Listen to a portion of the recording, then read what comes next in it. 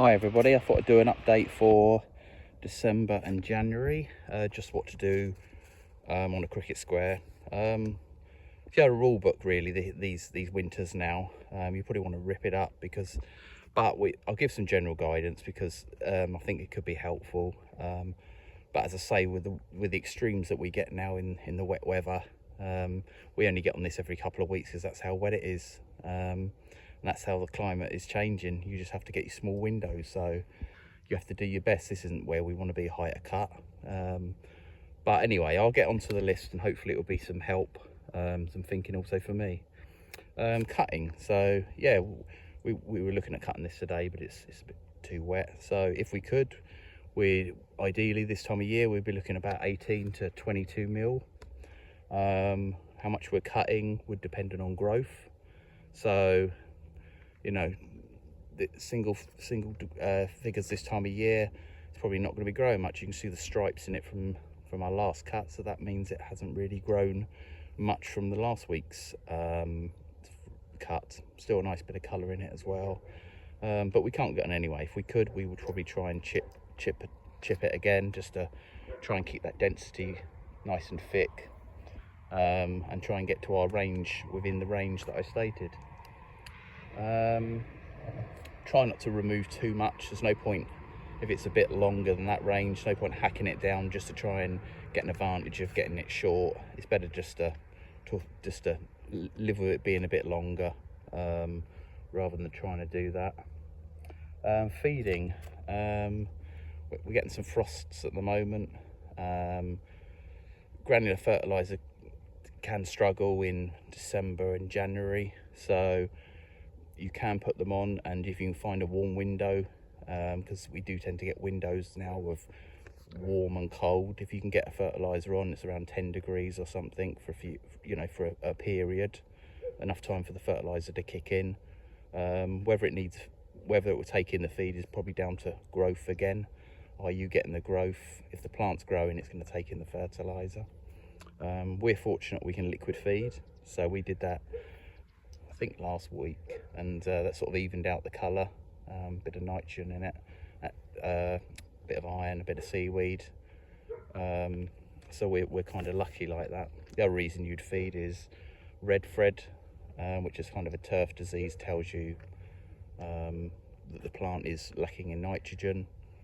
I can't really see it in this light because it's just too good a light to actually pick out any bits of red thread. But it's not worth feeding excessively just to try and, if it's not going to grow, it's not going to grow, and it's not going to grow out that red thread. So there's no shame in December and January things being a bit yellow, struggling a bit. That's kind of, it's acceptable, and you have to understand that. Aeration, so we've not even got a spike in yet.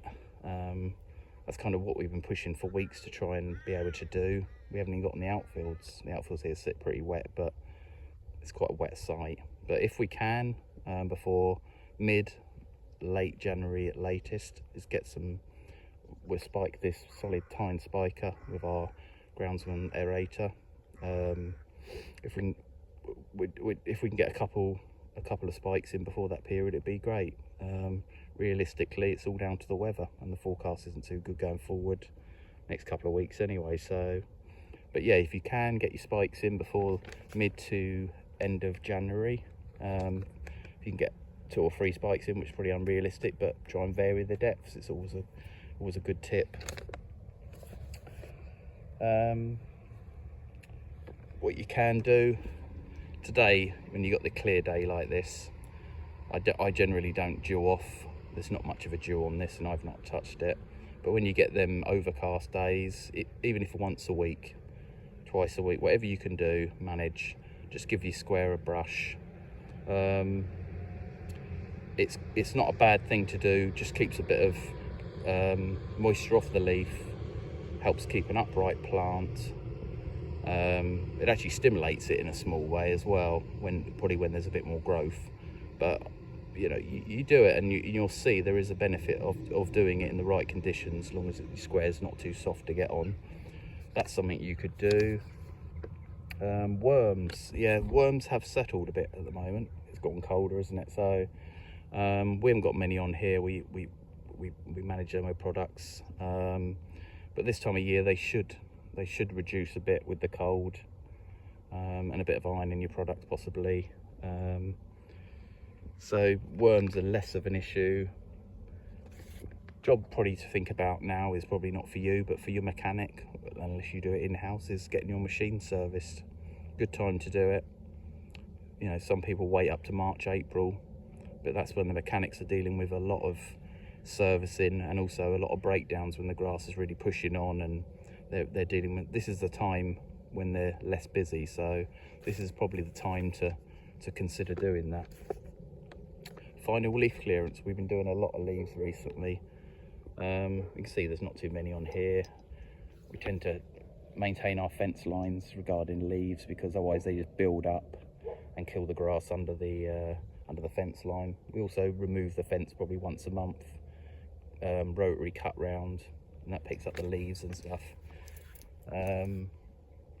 So I think that this is the time to do it. There's not much wind at the moment, so it's more manageable. Get rid of because all the leaves are down now, so it's not a bad time to do it. Well, I think that kind of rounds it up at the moment. So thanks for watching, and if you enjoyed this, found it useful, please consider subscribing.